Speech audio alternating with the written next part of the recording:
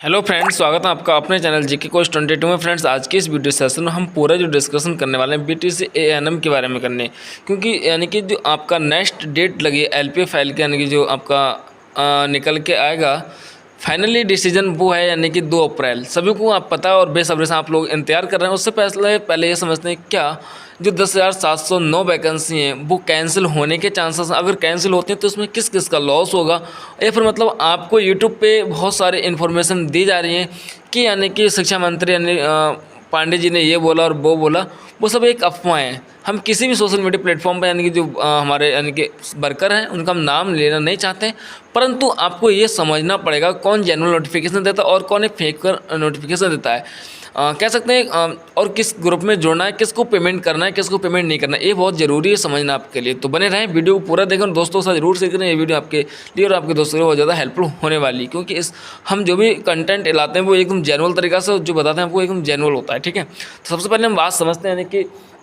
2 अप्रैल को APL file, अगर मतलब यानी कि अगर आपका मान लीजिए 2 तरीका का, सबसे पहले हम काउंसलिंग स्टूडेंट के लिए बात करेंगे, फिर उसके बाद हम करेंगे यानी कि क्वालिफाइड स्टूडेंट के लिए। अगर काउंसलिंग स्टूडेंट के लिए अगर बात करें तो काउंसलिंग स्टूडेंट यानी कि यदि जो भी हमारे फिलहाल में शिक्षा मतलब यानी स्वास्थ्य मंत्री अब बदले हैं, यानी कि जो पांडे जी आए हैं, यदि यहाँ पे ये भी हो सकता है कि 2018 की जो नियमावली है उसको कैंसिल करके, ठीक है, 2024 की नियमावली पर अपडेट किया जाए।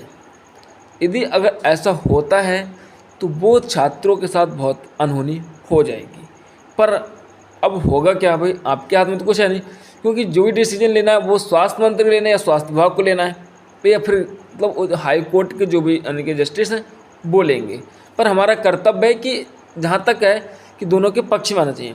अब बात करेंगे क्वालिफाइड स्टूडेंट के लिए। जो स्टूडेंट अगर क्वालिफाई हैं तो क्या करना करेंगे कि अगर यानी उनको दोबारा से एग्ज़ाम देना पड़ा या दोबारा से सब कुछ करना पड़ा तो क्या दोबारा से एग्ज़ाम दे पाएंगे, क्या फिर मतलब यानी कि, और इसी दौरान सभी स्टूडेंटों ने क्या क्या अपनी पढ़ाई यानी कि स्टडी थी उसको ड्रॉप कर दिया, रोक रखा है, क्योंकि वो लोग अभी मतलब कन्फ्यूजन में कि पढ़ें अगले नहीं पढ़ें, कि हमारा सिलेक्शन हो चुका है या नहीं हो चुका है। तो देखिए, कन्फ्यूजन में रहना बंद करें, क्योंकि आपका जो कर्तव्य जो कार्य वो लगातार करते रहना चाहिए। आपका कार्य सिर्फ ओनली पढ़ना, और मतलब होता है तो ठीक है, नहीं होता है तो अगले नेक्स्ट के लिए हमें तैयार रहना चाहिए। हमें उस किसी चीज़ को सहारा लेके नहीं बैठना है। जीवन में हमेशा याद रखना, अगर ये मान लीजिए कि अगर आपका ये अगर विफल हो भी जाता है तो हम टाइम तो प्रतिदिन चलता जा रहा है, बर्बाद हो रहा है ना, तो टाइम को ना बर्बाद करें। ठीक है, तो अपने पहले बात मैं ये कहना चाहूँगा कि आप अपनी पढ़ाई के लिए तैयार रखें, तैयारी स्टार्ट रखें और पढ़ते रहें। और बाकी जो भी डिसीजन आना है वो तो आएगा ही, आप हमारे चैनल के माध्यम से, किसी और भाई के चैनल के माध्यम से आपको पता चल जाएगा, या फिर इनकी ऑफिशियल नोटिफिकेशन भी आपके सामने आई जाएगी। ठीक है, तो पहला पॉइंट नोट करने का है, मतलब ध्यान देने का, कि पहले आप अपनी स्टडी को रेडी रखें। ठीक है, यानी कि शुरू रखें, पढ़ते रहें। सेकंड बात ये करेंगे कि यदि यानी कि शिक्षा मंत्री ने, क्या होता है कि एक्चुअल में अगर उन जो एएनएम स्टूडेंट मतलब यानी कि जो एम्प्लॉय हैं, अगर बिना पूछे किसी अपने सीनियर ऑफिसर से या फिर मतलब डॉक्टर से छुट्टी लेके गायब हो जाती हैं, तो ऐसे में बड़ी मुश्किल है।